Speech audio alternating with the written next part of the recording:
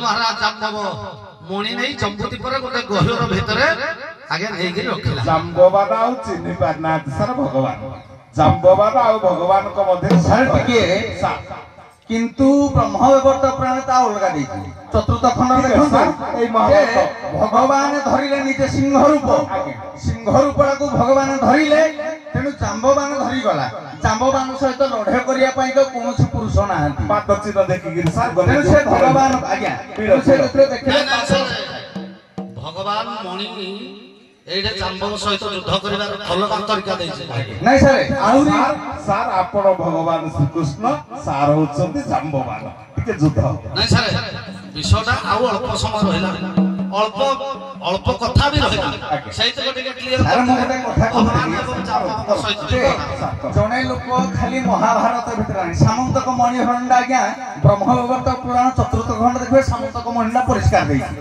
ଟିକିନିକିରୁ ଦେଇଛି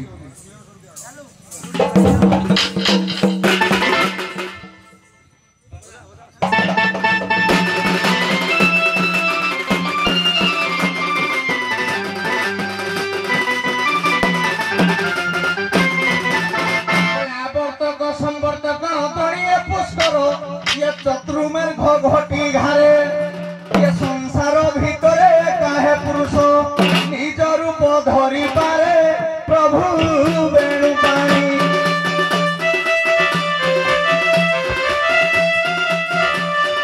धरी वीर मूर्ति आनी प्रभु वेणु पाणी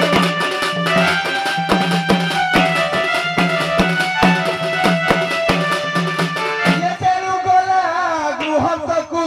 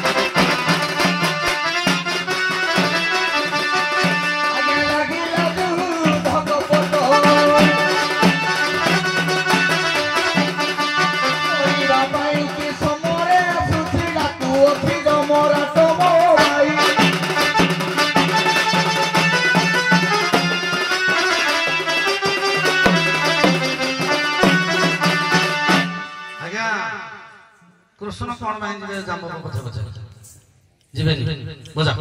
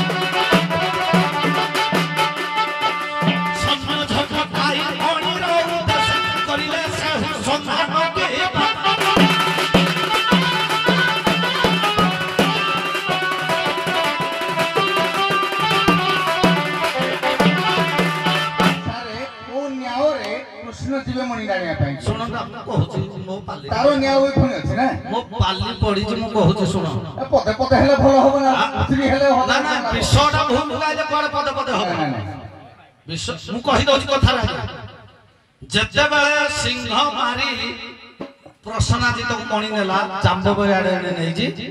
କିଛି ଦିନ ଅନ୍ତେ ଭାଇ ଯେତେବେଳେ ଫେରିଲାନି ଶଙ୍କରାଜିତ ଚିନ୍ତିତ ହେଲା ଏବଂ ଚାରିଆଡେ ନାଗରା ପିଟିଲା। ଏ ମଣିକି ଲୋଭ କରିଥିଲେ କୃଷ୍ଣ କହିଥିଲେ ଉଗ୍ରେସଣକୁ ଦେବା ପାଇଁ। ତେଣୁ ମୁଁ ଯେହେତୁ ନଦେଲି ମୋ ଭାଇ ଯୋଉ ନେଲା ଇଏ ବୋଧେ ଜାଣିପାରିଲେ ମୋ ଭାଇକି ମାରିକିରି ମଣିଟା ନେଇଯାଇଛନ୍ତି କୃଷ୍ଣ। ଏ ନିନ୍ଦା ରାଗର ବାଜି ବାଜି ଯାଇ କୃଷ୍ଣଙ୍କ କର୍ଣ୍ଣରେ ପଡିଲା। କୃଷ୍ଣ କହିଲେ ମୁଁ ନେଇନି, ଏ ନିନ୍ଦା ସହ୍ୟ କରିହବନି। ଯାଦବ ଗଣକୁ ସମସ୍ତଙ୍କୁ ଧରି ଆଜ୍ଞା ଅରଣ୍ୟରେ ମଣି ଖୋଜିବା ଉଦ୍ଦେଶ୍ୟରେ ଗଲେ। ଦେଖିଲେ ଯେ ଅଶ୍ୱ ମରିକିରି ପଡିଛି, ପ୍ରସନ୍ନାଜିତ ବି ଆଜ୍ଞା ପଡିକିରି ମରିକିରି ପଡିଛି। ଏହି ସମୟରେ ସେ ଦେଖିଲେ ସିଂହର ପାଦ ପଡିଛି। ସାରେ ସିଂହର ପାଦ ପଡିଛି। ପାଦେ ପାଦେ ଯାଇ ସିଂହର ପାଦ ପରେ ଦେଖିଲେ ଭଲୁକର ପାଦ ପଡିଛି। ଯାଇ ଯାଇ ଆଜ୍ଞା ଗୁହ୍ୟର ଭିତରେ ଯେତେବେଳେ ପହଞ୍ଚି ଗଲେ ଦେଖିଲେ ଭାଲୁଟେ ଇଆଡେ ଯାଇଛି। ତେଣୁ ସେ ଜାଣିଲେ ଗୁମ୍ଫା ଭିତରେ ଯିଏ ହେଲେ ମଣିକି ନେଇଛି। ଏହି ସମୟରେ ଯୋଉ ଜାମ୍ବବ ନେଇଛି ମଣିଟା ସେ ତା ପିଲାମାନଙ୍କୁ ଦେଇଛି ଖେଳିବା ପାଇଁ। ଖେଳିବା ସମୟରେ ତା ଝିଅ ଖେଳୁ ଖେଳୁ ମଣିଟା ଆଜ୍ଞା ପଳେଇ ଆସିଛି ବାହାରକୁ, ଆସିକି କୃଷ୍ଣଙ୍କ ପାଖକୁ। ଏ ଝିଅ ଯେତେବେଳେ ତାର ଜାମ୍ବବତୀ ଆସିଛି ଦେଖିଛି, ସେ ଚିତ୍କାର କଲା। ଆଜ୍ଞା ଭଲ୍ଲୁକ ନିଜେ ଗୁହ୍ୟର ଭିତରୁ ବାହାରକୁ ଆସିଲା। ଦେଖିଲା ଯେ ମୋ ଝିଅଠୁ ମଧ୍ୟ ମଣିଟା ଏ ଲୋକଟା ନେଇଛି। ତେଣୁ ତାଙ୍କ ସହିତ ଭଗବାନଙ୍କର ଯୁଦ୍ଧଟା ଆଜ୍ଞା ସେଇଠି ଆରମ୍ଭ ହୋଇଛି। ଭଗବାନଙ୍କର କଣ ପାଇଁ ଯୁଦ୍ଧଟା ହେଲା?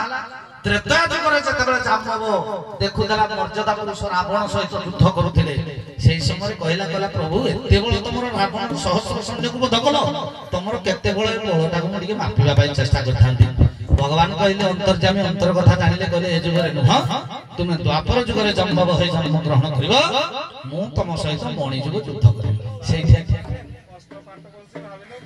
ମରିଗଲା। ଗୁହ୍ୟର ଭିତରେ ପଶିଗଲେ।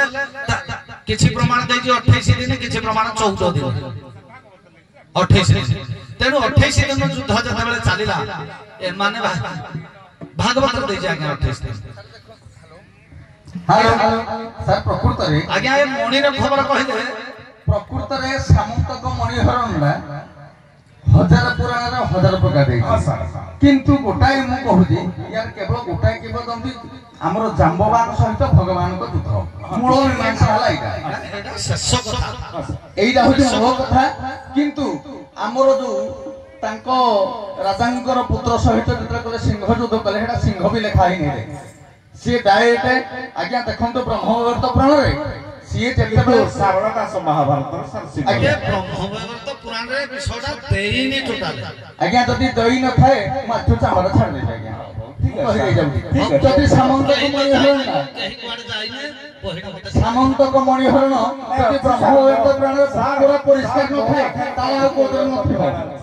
ଆଜ୍ଞା ଆଜ୍ଞା ଆଜ୍ଞା ଅଳ୍ପ ସମୟ ଦେଇଛି ପୁରା ଭଲ ବି ଅଛି, ପରିଷ୍କାର ମହାଭାରତରୁ ଆହୁରି ଭଲ ଅଛି। ସାର୍ ବହି ଜାଣି ହେଇଗଲା, ଆଉ ସମୟ ନବାନି। ସାର୍ ବହି ଜାଣି ହେଇଗଲା। ସାର୍ ଆପଣଙ୍କର ଉଭୟ ଗାୟକ ମୋର ଯୋଉ ସୁନ୍ଦର ଶୈଳୀରେ ଉପସ୍ଥାପନ ଶୈଳୀରେ ମୁଗ୍ଧ ହୋଇ ଆମ ସନିଷ୍ଠର ପୂଜା କମିଟିର ଯୁବକ ସଂଘ ତରଫରୁ ଉଭୟ ଗାୟକଙ୍କୁ 100 ଭାରତୀୟ ମୁଦ୍ରା ପୁରସ୍କୃତ କରିଛନ୍ତି। ସାର୍ ଗୋଟିଏ ଛୋଟିଆ କଥା ପଚାରିଦେବି। ଇଏ ମାମୁଁ ସନ୍ତୁନି ଗଣ୍ଠୁଲି ବଦ୍ଧ ଧରି ବାହାରିଲେ। ଦୁର୍ଯ୍ୟୋଧନଙ୍କ ନଜର ପଡିଲା, କହିଲେ ମାମୁଁ କୁଆଡେ ବାହାରିଲେ? କହିଲେ ମୁଁ ଯାଉଛି ଭଣଜା, ଆଉ ତମ ରାଜ୍ୟରେ ରହିବିନି। କହିଲେ ମାମୁଁ ଏ ବଡ ଅସୁବିଧା କଥା, ଆପଣ କାହିଁକି ମୋ ରାଜ୍ୟ ଛାଡିଯିବେ? କହିଲେ ତମ ରାଜ୍ୟରେ କିଛି ଖାଦ୍ୟ ନାହିଁ, ମତେ ପୁଷ୍ଟିକର ଖାଦ୍ୟ ମିଳୁନି। କହିଲେ ମୋ ରାଜ୍ୟରେ ଖାଦ୍ୟ ନାହିଁ, ମୋର ଲକ୍ଷେ ପଦ୍ମ ଗାଈ। ସାର୍ ମହାଭାରତ ବିରାଟ ପର୍ବ ଯେ ମୋର ଲକ୍ଷେ ପଦ୍ମ ଗାଈ ଅଛନ୍ତି, ଆପଣଙ୍କୁ ଏମିତି କଣ କ୍ଷୀର ଦହି ସର ଲହୁଣୀ ଅଭାବ ହେଲା ଯେ ପୁଷ୍ଟିକର ଖାଦ୍ୟ ପାଇଲେନି ମୋ ରାଜ୍ୟ ଛାଡି ପଳେଇବେ ଆପଣ ଗାନ୍ଧାର? କହିଲେ ନାଇଁ ବଣଜା, ତୋର ଲକ୍ଷେ ପଦ୍ମ ଗାଈ ଥିଲେ କଣ ହବ? ଗୋଟେ ଗାଈର ଗୋଟେ ଚିରକୁ ତ ଲକ୍ଷେ ଗାଈ ସମାନ ନୁହଁ। କହିଲେ ମାମୁଁ ଇଏ ଗୋଟେ ଗାଈର ଗୋଟେ ଚିରକୁ ମୋର ଲକ୍ଷେ ପଦ୍ମ ଗାଈ ସମାନ ନୁହଁ। ସେ ଗାଈଟା କୋଉଠି ଅଛି? କହିଲେ ମତ୍ସ୍ୟ ଦେଶ ରାଜା ବିରାଟଙ୍କ ପାଖରେ ଅଛି, ପୃଥୁନା ଗାଈଟା ଅଛି। କହିଲେ ସେଟା ତ ଆଣି ହବନି ମାମୁଁ, କାହିଁକି ନା ସେଟା ଆଣିବାକୁ ଯିବା ଅର୍ଥାତ ମୃତ୍ୟୁକୁ ନିମନ୍ତ୍ରଣ କରିବା। କିଚକ ଅଛି, କିଚକ ଲକ୍ଷେ ଦୁର୍ଯ୍ୟୋଧନ ଗଲେ ବି ସେ ମାରିକିରି ଧୂଳି ସାତ କର। କହିଲେ ମୁଁ ମାମୁଁ ଯିବିନି। କହିଲେ ଆଉ ଭଣଜା କିଚକ ଅଛି ଯେ? କିଚକ ମରି ସାରିଲାଣି। କହିଲେ କିଚକକୁ କିଏ ମାରିଲା? କହିଲେ ସ୍ୱର୍ଗରୁ ଗୋଟେ ଗନ୍ଧର୍ବ ଆସିଲା। ଦୁର୍ଯ୍ୟୋଧନ ଠୋ ଠୋ ହସିଲେ। କହିଲେ ମାମୁଁ ଏଇଟା ମତେ କାହିଁ ପସନ୍ଦ ହେଲାନି। ସ୍ୱର୍ଗରୁ ଲକ୍ଷେ ଯଦି ଗନ୍ଧର୍ବ ଆସିବେ ତାହେଲେ କୀଚକକୁ ମାରି ପାରିବେ ନାହିଁ। କହିଲେ ତାହେଲେ ଭଣଜା ଇଏ କୀଚକକୁ କିଏ ମାରିବ ତମେ କୁହ। ଯଦି ମୋ କଥା ତମର ବିଶ୍ୱାସ ହେଲାନି କୀଚକକୁ କିଏ ମାରିପାରିବ ତାହେଲେ ତମେ କୁହ। ସାର୍ ଏଇଠି ପ୍ରଶ୍ନଟା ଦୁର୍ଯ୍ୟୋଧନ ମାମୁଙ୍କୁ ବୁଝେଇଲେ କୀଚକକୁ କିଏ ମାରିବ। ସାର୍ କାହାର ସମର୍ଥ ଅଛି କୀଚକକୁ ଯିଏ ମାରିପାରିବ? ଆଜ୍ଞା ସେ କହିଲେ ଯେ କୀଚକକୁ ମାରିଲା ଭଳିଆ ବଳଶାଳୀ ହଉଛି ଭୀମ। ଭୀମ ଠାରୁ ଆଉ କେହି ବଳିଆ ନାହାନ୍ତି କୀଚକକୁ ମାରିଲା ଭଳିଆ। କିନ୍ତୁ ସେ କହିଲେ ଯେ କିନ୍ତୁ ଭୀମ ବର୍ତ୍ତମାନ ଇଏ ବନବାସରେ ବୁଲୁଛନ୍ତି। ଆଜ୍ଞା ଜାଣିନାହାନ୍ତି ଦୁର୍ଯ୍ୟୋଧନ କୋଉଠି ଅଛି ସେ ଜାଣିନାହାନ୍ତି। ତେଣୁ କିନ୍ତୁ ଶକୁନିଙ୍କର ନିର୍ଦ୍ଧାରିତ ଥିଲା ଯେ କେବଳ ଭୀମଙ୍କ ଛଡା ଆଉ କେହି ତାକୁ ମାରିପାରିବେ ନାହିଁ। ୟାକୁ ବୁଝେଇଲା ପରେ ମଧ୍ୟ ସେ ବୁଝେଇ ପାରିଲେ ନାହିଁ। କହିଲେ ସେଗୁଡାକ ସବୁ କୁଆଡେ ଥିବେ, କିଏ ବନବାସରେ ଅଛନ୍ତି, କିଏ ଅଛନ୍ତି। କିନ୍ତୁ ଏହା ଭାବି ତାଙ୍କ ମନ ସନ୍ତୁଳନ କଲେ ଯେ ଭୀମ ଠାରୁ ଆହୁରି ଜଣେ ବଳୁଆ ଅଛି। ଭୀମ ଠାରୁ ଆହୁରି ଜଣେ ବଳୁଆ ଅଛି ନା କିଏ ନା ଶକୁନ୍ତଳ ନାମକ ଜଣେ ଗନ୍ଧର୍ବ ବା ହନୁମାନ ଆହୁରି ଅଛି ତାକୁ ମାରିବା। ସାର୍ ବିରାଟ ପର୍ବ ପ୍ରମାଣ ଅନୁସାରେ ଦୁର୍ଯ୍ୟୋଧନ କହୁଛନ୍ତି ମାମୁଁ ଶଙ୍କୁନିକୁ ମାମୁଁ କିଏ କିଏ ମାରିପାରିବେ ମୁଁ କହୁଛି ଶୁଣ। ସାର୍ କୁହନ୍ତୁ କିଏ କିଏ ମାରିପାରିବେ? ଆଜ୍ଞା କୀଚକକୁ କିଏ କିଏ ମାରିପାରିବେ? ମୁଁ କହୁଛି କୀଚକକୁ ମାରିବାର ସାମର୍ଥ୍ୟ ଆଗେ ସ୍ୱର୍ଗର ଇନ୍ଦ୍ର, ଶ୍ରୀକୃଷ୍ଣ ଭଗବାନ, ଭୀମ ଏବଂ ଅର୍ଜୁନ ଏ 4 ଜଣ ମାରିବାର ଶକ୍ତି ଥିଲା। ତେଣୁ ପ୍ରଶ୍ନଟା ଅଲଗା ଥିଲା। ଭୀମର ନାମଟା ଆଜ୍ଞା ସେଇଠି ଥିଲା ବଲ୍ଲଭ ପଣ୍ଡା।